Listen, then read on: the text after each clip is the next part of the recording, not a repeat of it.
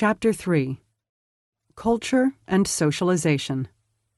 I don't think about people's race, class, or gender. I just see people as human.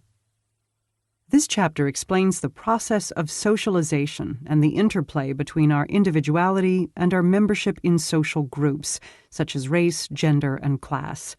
We also explain how important it is for us to understand that our ideas, views, and opinions are not simply individual, objective, and independent, but rather are the result of social messages and conditioning forces. We describe how, in addition to our families, institutions and other social forces work together to influence our worldview. Examples are provided to illustrate the power of socialization and how it works as an unconscious filter shaping our perceptions.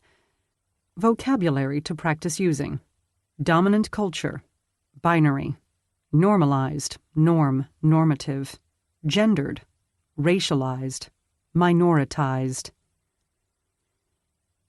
Imagine that you are in a class or workshop and your instructor makes any one of the following statements. White people receive the message that they are more important and more valuable than people of color. Members of the middle and upper classes have an easier time getting into universities and getting jobs. When men enter women-dominated fields, they quickly rise to the top to positions of leadership over the women. Heterosexuals publicize their sexuality daily in a multitude of ways. Several people in the class, perhaps including yourself, hear this and have an immediate defensive reaction.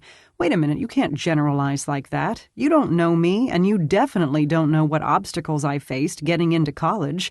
I was taught to see everyone as equal. I have a female boss. I don't talk about my sexuality in public. Such reactions are common when discussing politically charged issues such as race, class, gender, and sexuality. But defensiveness is triggered by more than a difference of opinion about what the instructor is saying. In order to understand the instructor's statements and why they so often cause defensiveness, we have to have a thorough understanding of culture and socialization. Perspective check.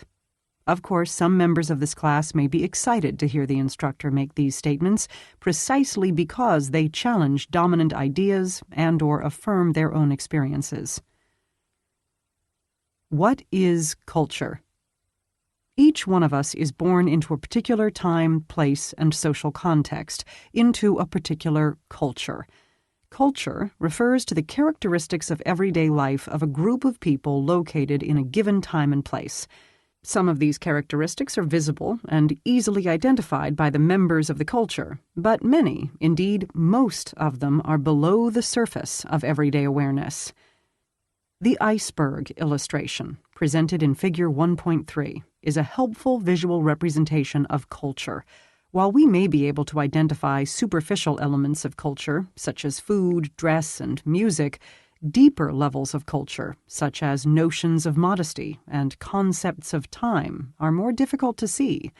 Like a fish that is immersed in water from the moment of consciousness and thus cannot know that it is separate from the water, we too are immersed from birth in the deep water of our culture. Culture: the norms, values, practices, patterns of communication, language, laws, customs, and meanings shared by a group of people located in a given time and place. What is socialization?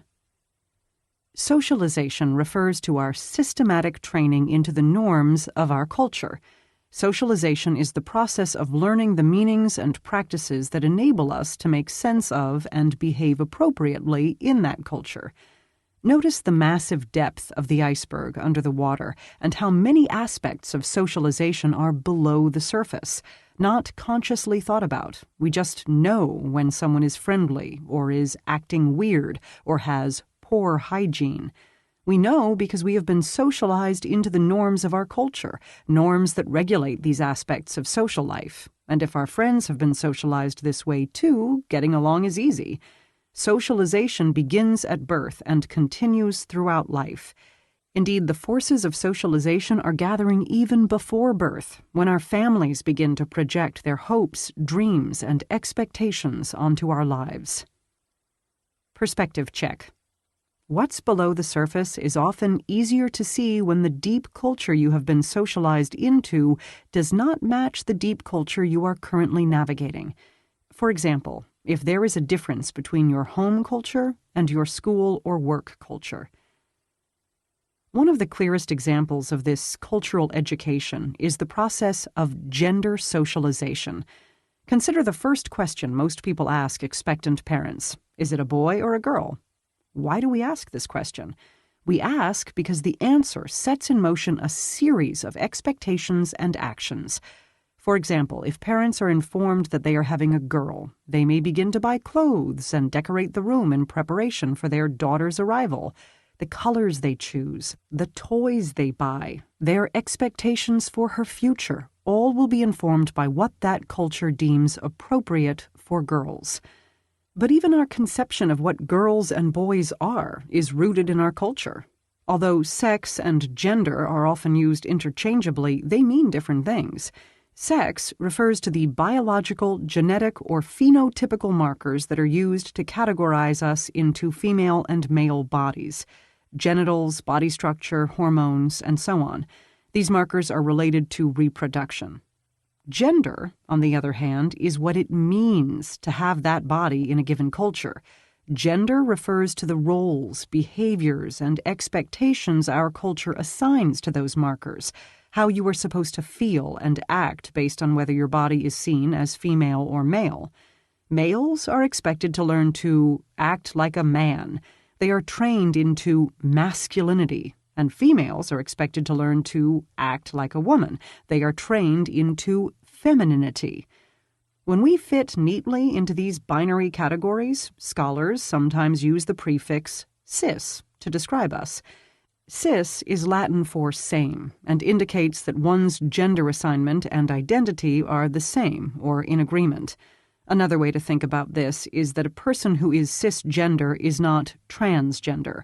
People who are transgender have a gender identity that is different from their assigned sex at birth.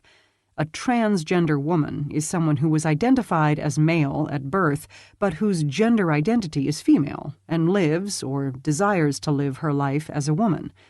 A transgender man is someone who was identified as female at birth, but whose gender identity is male and lives or desires to live his life as a man. And there are some people who don't want to be in either of the gender categories. They are non-binary. One thing we all have in common, regardless of our gender identity, is that we live in a society that is set up to enforce the gender roles imposed on us from birth.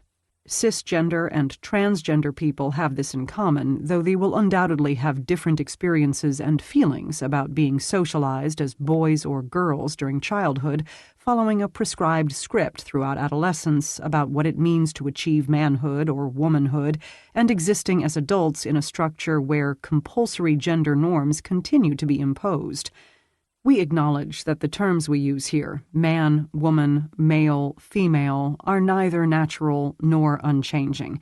What we aim to communicate by using these terms, limited and inadequate as they may be, is the power of socialization, what society tells us it means to be a man or a woman, a boy or a girl, male or female, how it tells us, and what the consequences are.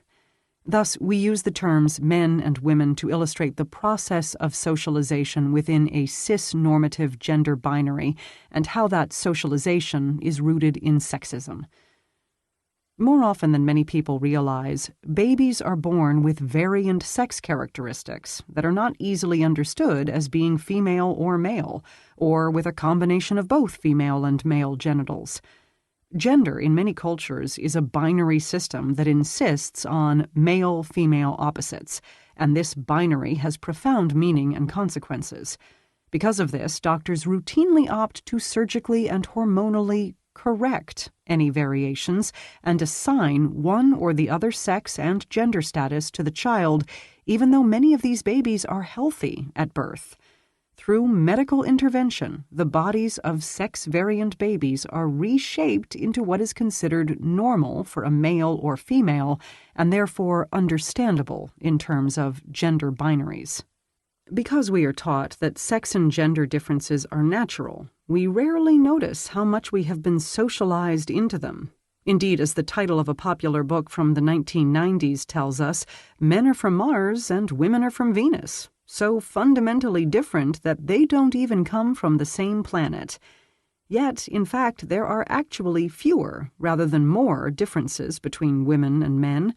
However, because society is invested in the differences, in maintaining the different social statuses of women and men, the research that validates difference between women and men is the research that gets promoted. Like gender, many other aspects of our socialization are also invisible to us. For example, how close do we stand when talking to someone? How do we know when someone is standing too close? And how do aspects of socialization, such as age, social class, religion, and context, such as at a party, in the office, or at home, influence our assessments of whether or not someone is standing too close? The norms of our culture are most often invisible until they are violated. Cisgender, the term for people whose gender assignment at birth and subsequent socialization are the same as their identity. Transgender, the term for people whose gender assignment at birth is different from their gender identity. Genderqueer, gender fluid, non-binary, people who do not identify in binary terms and/or whose gender identity and expression is fluid and dynamic. Perspective check. Of course, this binary construct is the dominant construct in Western society. In other cultures, there are third or alternate gender identities that are normalized, such as two-spirit or mushe in indigenous traditions, hijra from South Asian traditions, or katoi from Asian traditions, among many others. These traditions show that societies around the world have grappled with the complexity of gender and sexuality, identity and expression for millennia. Cultural norms and conformity. Let's consider the example of grooming norms to illustrate the power of cultural socialization. Imagine it is a hot summer day and you are having lunch in an outdoor cafe. You notice an attractive couple sitting at the table next to you. Just like many others, they are wearing shorts and tank tops, enjoying the warm weather. At some point, the man raises his arm to flag down the waiter. The cafe's busy and the waiter doesn't take notice. After a few minutes of being ignored, the woman raises her arm in an attempt to get the waiter's attention, and you see that she does not shave under her arms and has a thick patch of black underarm hair. Many people would feel a sense of shock. Some might even lose their appetite. You might point it out to your lunchmate and tell your friends about it later that day. However, thinking back to when the man raised his arm, you might realize that you did not have any reaction at all to his unshaved armpits. In fact, they didn't even register. Yet, underarm hair is completely natural to the adult human body, male and female. Why would the woman's hair disgust many of us, but not the man's? It is because we have been socialized to see underarm hair as inappropriate for women. This socialization is so effective that we actually have a physical reaction when the norm is violated. Further, this norm is specific to dominant culture in Canada and the United States. In a different social context, or place, or time, underarm hair on women would appear natural, perhaps even sexy to most people. This leads to another key aspect of socialization. Our beliefs need not be inherently true to have very real consequences.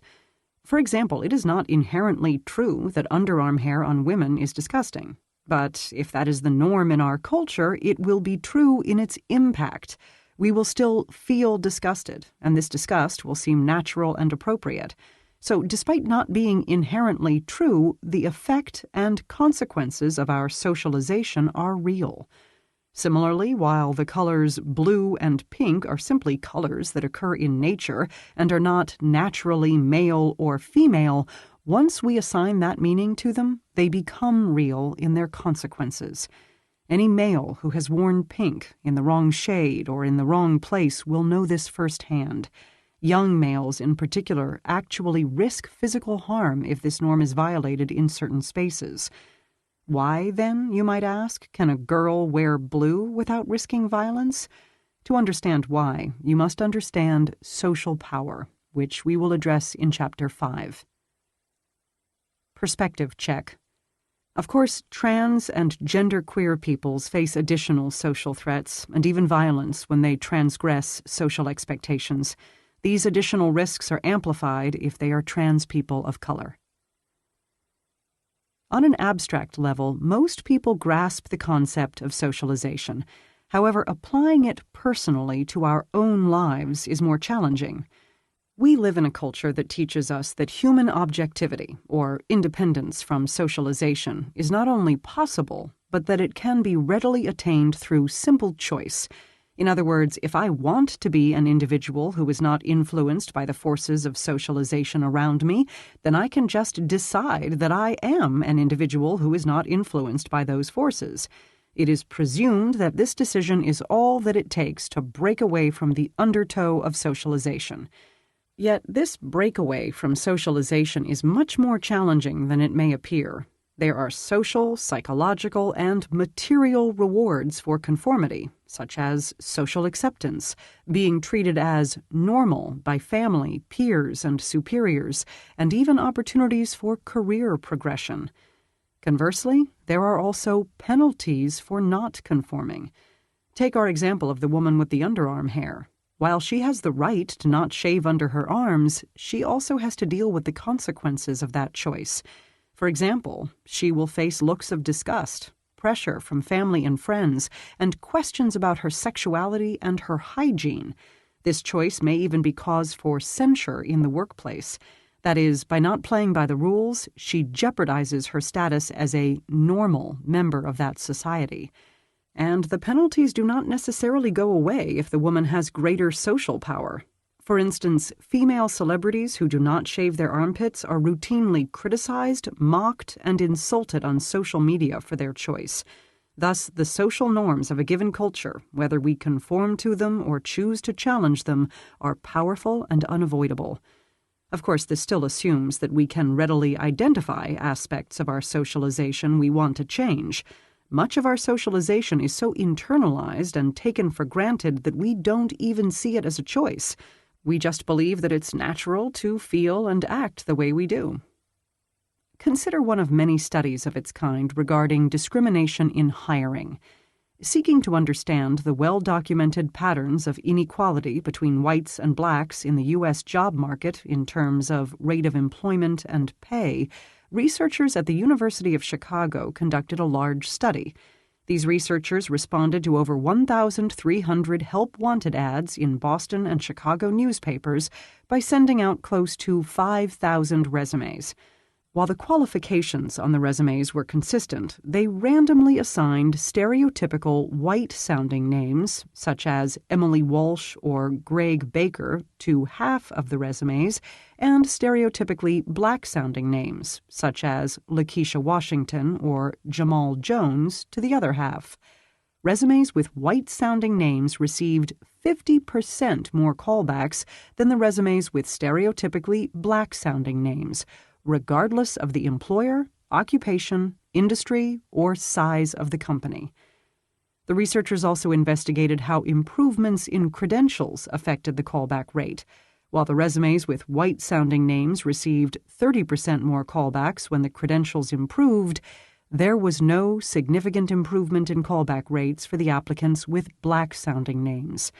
In other words, there were no benefits to black applicants for improving their credentials. The discrimination stayed consistent and did not vary across occupations, region, or industry. Even when the applications of people perceived as black were more qualified, they were still discriminated against. Although race was the focus of the study, it is virtually impossible to separate race from class, gender, and presumed religious affiliation. While this study, along with others of its kind, provides clear evidence that racial discrimination is alive and well, it raises another question. What happened when the human resource workers screened these resumes? They were likely not aware that they were discriminating, and would probably have vigorously and sincerely denied any suggestion to the contrary. They would not be intentionally lying when they denied discriminating, and herein lies the power of socialization. We often have no idea that we are discriminating. What we see appears to be the truth. That is, this batch of applicants appears to us as more qualified than that batch. But we have interpreted these resumes through our racial filters that have been activated as soon as we read the names. When we read the resume and see, for example, the name Lakeisha Washington, a name traditionally associated in our culture with blacks, our racial filters are triggered.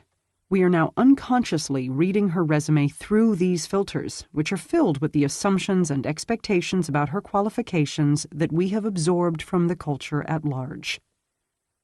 Stop. While many of us believe that we treat everyone the same, this is not possible. Countless studies show that humans are not and cannot be objective, independent from our socialization about one another. This socialization drives us to discriminate. Most of our discrimination is not conscious, but real nonetheless.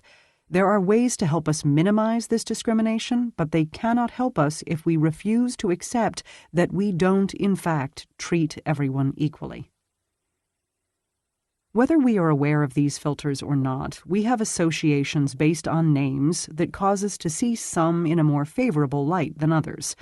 Because dominant culture constantly reinforces the idea that blacks are underqualified, even when the qualifications of an already qualified applicant with a black-sounding name were increased, the resume readers still perceived them as unqualified. In other words, the facts are not enough to trump the socialized beliefs. In the case of Lakeisha, this happens instantaneously and is almost always unconscious. We will simply interpret her resume in a way that fulfills our expectations that she is less qualified based on assumptions about her race and class. Names such as Emily Walsh or Greg Baker don't trigger the same set of racial filters because they are associated with dominant culture and thus are neutral in terms of racial association. Since whites in mainstream culture are not racialized, it is people of color who have race. The unconscious racial filters for these names allow us to interpret their resumes as from normal candidates, and thus we can take in the facts of their qualifications with different, more positive, bias. Regardless of the race of the readers of these resumes themselves, names convey ideas about race and gender and class to everyone, and these ideas are often unconscious, yet still play a powerful role in the presumed fit of one candidate over another. This is both the power of our filters and the dilemma of our denial that they exist. If we can't see or admit that this is happening, we can't stop doing it or put protections in place to help minimize it. For example, because studies of this kind provided powerful proof of racial discrimination, many companies now block out the names on resumes before sending them to hiring committees in order to protect against unaware bias. In order to develop critical social justice literacy, we must be able to see how our ideas, views, and opinions are not objective and independent, but rather the result of myriad social messages and conditioning forces. The first layer of socialization we might easily identify is our family. While our families do indeed form the first unit through which we learn language, values, and behaviors, our parents and families are not the sole or dominant forces of socialization. There are many other socializing forces, including schooling, media, and religion, which also wield great authority. Thus, the common conception that families are the sole forces of socialization is an incomplete view, because our families themselves are products of socialization. In order to critically reflect on the forces of socialization that shape us, we must understand the role of broader society.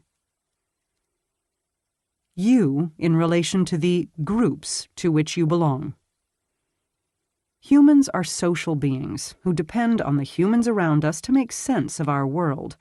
A useful metaphor for understanding how we learn to make sense of our world is to think of our culture as a pair of glasses that we wear at all times. Just like the fish is always immersed in water, we are always wearing our cultural glasses and cannot ever truly take them off. There are two significant parts to these glasses, the frames and the lenses. The frames are the big picture, macro norms, what everyone in that culture is taught from birth. The lenses constitute the individual, micro perspective. At the frame, macro level, for example, in the culture of mainstream United States and Canada, we are all taught that pink is for girls and blue is for boys, that democracy and free market capitalism are the best forms of government and economic policy, and that we should strive to be independent from others. Regardless of whether or not we personally agree with these teachings, we all received them through social institutions like schools, government, and the mass media. For example, even if as parents we want to challenge traditional gender roles and intentionally avoid dressing our daughters in pink or sons in blue, we still receive the message in mainstream culture whenever we watch TV, walk through the toy aisles in stores, or order a Happy Meal at McDonald's and are asked if we want the girl or boy toy. In fact, many parents who try to avoid traditional gender teachings find it to be a losing battle, given the relentless messages children receive from everything else around them. We are constantly being pressured to follow the norms of society. The social groups we are born or develop into are part of the frames of our glasses. For example, when we are born, we are socialized according to whether we are male or female, rich or poor, able-bodied or with a disability. While group divisions are not in reality this clear-cut, the macro level of society organizes groups into simple either-or groupings, called binaries. For every social group, there is the opposite group. One cannot learn what a social group is without also learning what the group is not. Thus, the frames of our glasses are the big-picture ideas about social groups. Although there are many, the primary groups that we name here are race, class, gender, sexuality, ability status, exceptionality, religion, and nationality. Figure 3.3 is intended to help begin the process of identifying several of their key social group memberships. Despite these limitations, our intention is that people use this chart for the purpose of beginning to understand the relevance of race, ethnicity in society at large. We develop our ideas about people in terms of their race, class, gender, sexuality, ethnicity, religion, ability, and citizenship from the culture that surrounds us, and many of these ideas are below the surface, or below the conscious level. But we all rely on shared understandings about these social groups because we receive messages collectively about them from our culture. The frameworks we use to make sense of race, class, or gender are taken for granted and often invisible to us. Perspective check. We have based the list in Figure 3.3 on categories of identification that are collected by the Canadian and U.S. governments. However, these categorizations do not reflect the complexities of race and ethnicity as experienced in society. For example, in Figure 3.3, we have included Latino/Hispanic under the category of race, despite the fact that this is not technically a singular racial group. It includes many racial groups. We have included it because of the very real racialized experiences that occur for people who are identified as Latino/Hispanic. Race and ethnicity are examples of how complex and interrelated these categories can be. While race and ethnicity are related in important ways and often used interchangeably, they are not interchangeable. Race is a socially constructed system of classifying humans based on particular phenotypical characteristics, skin color, hair texture, and bone structure. Ethnicity refers to a group of people bound by a common language, culture, spiritual tradition, and/or ancestry. Ethnic groups can bridge national borders and still be one group, such as the Cree community, which straddles the United States and Canada. At the same time, ethnic groups can live within the same national borders and not share the same ethnic identity. For example, British refers to people of English, Scottish, and Welsh ancestry who live in the United Kingdom of Great Britain. However, the English, Scottish, and Welsh are distinct ethnic groups. As well, British can refer to citizens of Great Britain who may have racial and ethnic heritages other than English, Scottish, or Welsh, such as African, Asian, or Arab. As this example shows, race and ethnicity interact in complex ways with language and citizenship. For those new to the study of critical social justice, mastering these complexities is of secondary importance. Of primary importance is the ability to understand these categories as socially constructed and reflective of a particular political and cultural context. This does not mean that we dismiss categories of race and ethnicity because they are unstable. Rather, we must understand the larger dynamics that their instability is related to and the impact of those larger dynamics on our lives. This will be discussed in more depth in Chapter 7. There are also important interactions between race and ethnicity and internal and external dynamics of identity, how one personally identifies versus how one is identified by others. In other words, how I see myself versus how others perceive me. While how we see ourselves and how others see us may not be the same, they are, in fact, inseparable, because how our identities develop is shaped by how others see and respond to us. Sociologist Charles Cooley called this interconnection the looking glass self, to capture the idea that we come to know who we are in large part through the process of what others reflect back to us. The looking glass self includes the concept that the process of learning to know who we are is shaped by learning who we are not. We now return to the analogy of the frame of reference glasses. As we said previously, the lenses constitute the individual, micro perspective. These are our unique experiences that make us one of a kind. Our birth order, our family, our personality, the prescription lens that fits in the frame. Yet no one is simply an individual. We are all members of multiple social groupings and widely circulating social messages about those groupings. To understand your personal cultural glasses, you have to explore the interplay or relationship between your frames and your lenses. A primary challenge in developing critical social justice literacy is to understand the relationship between you as an individual and the social groups you belong to, the interplay of positionality. From a critical social justice framework, when we say the words men, women, heterosexuals, middle class, and so on, we are speaking about specific social group positions and histories.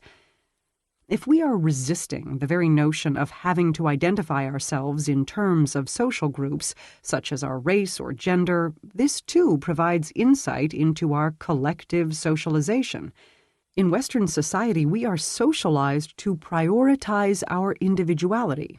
Yet, although we are individuals, we are also, and perhaps fundamentally, members of social groups. These group memberships shape us as profoundly, if not more so, than any unique characteristic we may claim to possess. Consider how one of the key aspects of individuality is one's preference for certain foods, music, and dress styles. However, these preferences are never simply one's internally driven likes or dislikes. It is no coincidence that popular shows of the day, whether it be the Twilight movie franchise or the Netflix series Stranger Things, influence which names rise to the top of most popular name lists. Think back to when other iconic figures from popular culture influenced hairstyles of the time. Pam Grier, Farrah Fawcett, Jennifer Aniston, Justin Bieber. Conversely, seeking names that are different is also a function of culture. You are still reacting to the culture at large. Without the popular names, your different name, different from what, would not have the same meaning. The point is, while parents may have preferences for particular names, and any individual may have a preference for a particular hairstyle, it is not simply a matter of preference.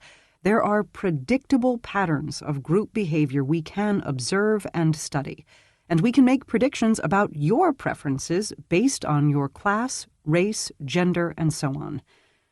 Returning to our opening vignette, hopefully you now have a better idea of what was meant by the instructor's statements when she said, for example, that members of the middle and upper classes have an easier time getting into universities and getting jobs. The instructor was not making claims about each individual person in these groups, but about patterns among social groups. These patterns are long-standing, measurable, and well-documented. The fact that these kinds of statements often cause defensiveness speaks to the way they challenge Western elevation of the individual over the group. We have been taught that social group memberships, such as race, class, and gender, do not and should not matter, and thus must be minimized and denied. Specifically, the instructor is challenging a societal norm by moving past individual difference and instead focusing on shared dynamics between members of social groups. She is also challenging a norm connected to our elevation of the individual, the idea that people should be seen as unique, and thus it is inappropriate to generalize. And finally, she is naming the dominant group in each of these examples, which violates assumptions that dominant groups are neutral and that difference lies with the other. Dominant groups. The groups at the top of the social hierarchy. In any relationship between groups that define one another, men, women, able-bodied, disabled, young, old, white, black, the dominant group is the group that is valued more highly. Dominant groups set the norms by which the minoritized group is judged. Dominant groups have greater access to the resources of society and benefit from the existence of the inequality. Discussion questions. 1. Key careers tend to be organized in ways that are gendered. Police and firefighters tend to be men, while teachers and nurses tend to be women. How would the authors explain this pattern? 2. According to the authors, why do so many people feel immune to the forces of socialization? 3. How does the concept of socialization challenge the idea of individualism? 4. Many sociologists say that in part how we come to know ourselves is by knowing who we are not. Sociologist Charles Cooley described this process as the looking glass self, to capture the idea that it is what others reflect back to us that teaches us who we are. That is, our ideas about ourselves are based on how we see ourselves, people like us, in relation to others, people not like us. What kind of people did you learn were different from you? In which ways were they different? How were you taught about this difference? If you were told that everyone was the same, did the implicit messages of your environment match this explicit message? For example, what key groups, such as the elderly, people with disabilities, people of different social classes than your own, people from different religious groups, people from different racial groups, were you segregated from? As you reflect on this question, consider implicit, unspoken messages as well as explicit, direct messages. Extension activities. 1. Act like a boy or girl. This is a popular diversity exercise intended to draw out the forces of gender socialization. Divide the group into men and women. If someone doesn't identify with either category, ask the person to choose a group depending on either how mainstream society would categorize him or her, or which group he or she most identifies with or has the most insight into. Now imagine that an alien has landed in your group. This alien comes from a planet where gender is organized very differently. The job of this alien is to get by, blend in, and learn about human society. The alien has already received treatments to look human, but has no idea how to act like a boy or act like a girl in order to pass. As a group, generate a list of instructions for your alien about how to act like a boy, if you are in the men's group, and how to act like a girl, if you are in the women's group. Your list should include verbs. Consider settings like school, work, family gatherings. Remember, the goal of your alien friend is to blend into mainstream society and understand its basic customs, not to challenge them. Ask the groups to write their lists on the board or chart paper, then draw a box around each list. As the groups share their lists of instructions, ask the following questions. How do we know these rules? Even if we personally reject them or think they are silly, notice that we must still know what they are in order to refuse them. Since these are learned behaviors, what would it mean to unlearn them? Is this possible? How would we do this? What are the costs of stepping outside of your gender script? That is, what happens when you don't act like a boy? Are there some areas, settings, places, with certain company where there is more permission to act in ways outside the script? In what settings is it less okay? It should be obvious that many of the things on the list are rather absurd and limiting to our lives. What keeps us in line? In other words, what are the penalties for stepping too far out of these boxes? What do we get called or seen as? Return to your groups to discuss this question. What doors would be open to you that are not open to you now if we were truly free of gender roles? Bring the groups back together to share the results of their discussion of this last question. Notice if there is a difference in enthusiasm between the men and the women in terms of eliminating gender roles. Why are men usually less interested in eliminating gender roles? 2A. Read Simon Wiesenthal's The Sunflower on the Possibilities and Limitations of Forgiveness, New York, Schocken, 1976. B. Watch the film The Question of God, Sigmund Freud and C.S. Lewis. C. Using the text and the film as a window into socialization, reflect upon the following questions. How would you answer Wiesenthal's question on forgiveness? What framework are you using to address the question? How did you acquire this framework? Why might so many others answer such a question very differently? How can religious debates help us identify our cultural frameworks? Patterns to practice seeing. 1. Practice identifying patterns at the group rather than individual level. For example, in workplace meetings or other public spaces, practice seeing which groups are included and which are not. 2. Practice naming people by their key social groups. For example, Tina, a white, able-bodied cis woman, went to the store. Notice your own as well as others' levels of comfort.